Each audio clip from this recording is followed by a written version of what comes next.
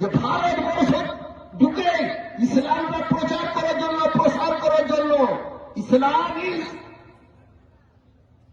Peaceful religion. ইসলাম কোন সাংঘাতিক ধর্ম নয়, অত্যাচার। আপনারা সবাই জানেন, অনেকটা বলেছে, মুসলমানদেরকে বলেছে জোটে ভোট দিয়ে দাও, হিন্দুদেরকে বলছে ভোটে দিয়ে দাও, পদ্ম ফুলে দিয়ে দাও, আবার যেমনি দল হেরে গেছে এসে বলছে আমি বড় দল করি। অতএব এই দলকে আর এই সরকারকে বেশি বেশি মান্যতা দেবেন না। আপনার সম্পত্তি আপনাকে বাঁচাতে হবে, এটা আপনি জেনে নিন। আপনার বাড়িতে যখন আগুনটা জ্বলবে, আপনাকে প্রথম জলটা আপনাকে দিতে হবে। আপনি বসে থাকলে হবে না যে ওই পড়শি থেকে কেউ আসুক, দমকল এলে নেভাবে, আমি চুপ করে দাঁড়িয়ে থাকি, ততক্ষণে পুড়ে ছাই, আপনি আর ফিরে পাবেন না। তো সেই জন্য আপনাদেরকে আগাম বলছি, আগামী 20 তারিখ আজমির শরীফের উপরে যে মামলা হয়েছিল, সে মামলা কোর্ট অ্যাকসেপ্ট করে নিয়েছে। কিভাবে আমি জানি না। পুলওয়ামা হামলা যে হয়েছিল, যেখানটা প্রচুর সেনা মারা গেছিল, 300 টন আরডিএক্সি করে এলো, তারা খুঁজে পায়নি এখনো, কিন্তু তারা খুঁজে পেয়ে যাচ্ছে। 8,800 বছর আগেকার আমাদের খাজা মাইনুদ্দিন চিশতির মাজার, তার ভিতরে তার লিঙ্গ আছে। অতএব এরা সাবান পার্টি, লিঙ্গটা তারা ভালো করে বোঝে, কারণ লিঙ্গ না থাকলে সাবান চলে না। আপনাদের কিন্তু এটাকে মাথায় রাখতে হবে। আপনারা আপনাদের সম্পত্তি বাঁচানোর জন্য আজ থেকে শপথ নিন। আমাদের আজমির শরীফ, আমাদের ওয়াকাফ সম্পত্তি, আমাদের যে মসজিদগুলোতে যে ঝামেলাগুলো চলছে, সেগুলোতে একটাও যেন হাত না পড়ে। তার জন্য রক্তক্ষয়ী আন্দোলন যদি করতে হয়, শহীদ যদি হতে হয়, আমরা শহীদ হতে প্রস্তুত আছি। আমি বেশি সময় নেব না, মাগরিবের টাইম হয়ে চলে এসছে। আপনাদেরকে কিন্তু সজাগ থাকতে হবে। কোন নেতার, কোন বাবুর কথায় আপনারা ভাসবেন না। আমিও দল করি, আমিও সরকারকে মানি, আমিও সংবিধানকে মানি, কিন্তু একবারে অন্ধ হয়ে থাকবেন না। আপনাদেরকে বললাম, গত এই লোকসভায় বলেছি, আপনারা জানেন ভালো করে কারা কারা এই সরকারের থেকেও বিজেপিকে ভোট দিতে বলছিল, আপনারা জানেন ভালো করে। তো আজকে কিন্তু আপনাকে কালিমালিপ্ত করবে, আমাকে করবে, বাকি সবদের করবে, বলবে এরা চোর। অতএব আপনাদেরকে সাবধান থাকতে হবে। আমি কারি সাহেবকে দিচ্ছি, কারি সাহেব দোয়া করে সভা শেষ করবেন। সবাইকে সালাম আমার পক্ষ থেকে। চুন ভেবে তোলে দিব একেবারে। আমরা খই নিয়েও বলতে জানি, চুন দিয়ে কিভাবে। এরকম কয়েকটাকে যারা উচ্ছৃঙ্খল, যারা আমাদের মধ্যে বিভ্রান্তি সৃষ্টি করে, যারা আমাদের মধ্যে সাম্প্রদায়িকতা নষ্ট করে, তাদেরকে কিন্তু আমরা খৈনির সঙ্গে চুনের মতন দলে দিব একেবারে। আমরা এখনো কিন্তু সংবিধানকে মেনে, সুপ্রিম কোর্টের রায়কে কিন্তু আমরা মর্যাদা দিয়ে এখন পর্যন্ত আমরা চলেছি। ভারতবর্ষ আমার দেশ, কারণ বাবার নয়। ভারতবর্ষে আমি জন্মেছি, আমি মরবো এইখানটায়, আমার মাটিও হবে এইখানটায়। সারা তোমরা তো সারা পুড়ে যাবে, ছাই হয়ে কোথায় চলে যাবে।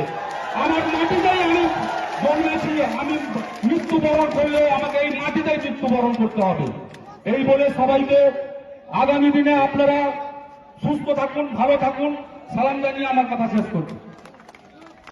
কোন ঈদগাহ, কোন কবরস্থান, কোন দরগা যাতে রাজনৈতিকভাবে হস্তক্ষেপ না করতে পারে। আমরা চাই প্রকৃত যদি কারো ওখানটায় অংশীদারি থাকে, নিশ্চয়ই সেটা কোর্টের মাধ্যমে অংশীদারি সে পাক। কিন্তু অযথা এই ভারতবর্ষের সকল সম্প্রদায়ের মানুষ থাকে, একে শুধু আড়াআড়ি ভাগ করার জন্য আজকে এই কেন্দ্র সরকার তার রাজনৈতিক চাল চলছে। এটাকে প্রতিহত করার জন্য আজকে আমরা মাঠে নেমেছি।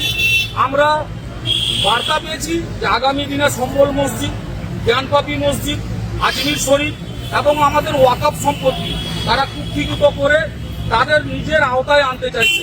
এটা আমরা হতে দেব না। কেননা এই সম্পত্তিগুলো আমাদের পূর্বপুরুষরা এটা ওয়াকাফ করে গেছেন, দান করে গেছেন, এটা মুসলিম সর্বসাধারণের জন্য ব্যবহারের জন্য দিয়ে গেছেন। কোথাও ঈদগাহ হবে, কোথাও মসজিদ হবে, কোথাও মাজার হবে, কোথাও কোনো ধর্মস্থান হবে তার জন্য দিয়ে গেছেন। এটা ভারত সরকারের বাবার সম্পত্তি নয়, এটা আমাদের পৈতৃক সম্পত্তি, আমাদের পূর্বপুরুষের পৈতৃক সম্পত্তি। এটাকে তাদের রাজনীতির হাতে আমরা তুলে দিতে চাই না। কেননা আমরা জানি একটা মসজিদ গেছে, আমরা সম্প্রীতির স্বার্থে সুপ্রিম কোর্টের অর্ডারকে মান্যতা দিয়ে আমরা মেনে নিয়েছি। সে যন্ত্রণা আমাদের রয়েছে, আমরা আর যন্ত্রণা পেতে চাই না। তার জন্য আমাদেরকে যদি রক্তক্ষয়ী আন্দোলন করতে হয় আমরা করতে প্রস্তুত। তার জন্য যদি আমাদেরকে শহীদ হতে হয়, মৃত্যুবরণ করতে হয়, তার জন্য আমরা প্রস্তুত। রাজনৈতিক স্বার্থ চরিতার্থের বিষয় এটা উঠে এসছে কি? একেবারে 2014 আগে এই ধরনের আমরা এই ভারতবর্ষকে দেখিনি।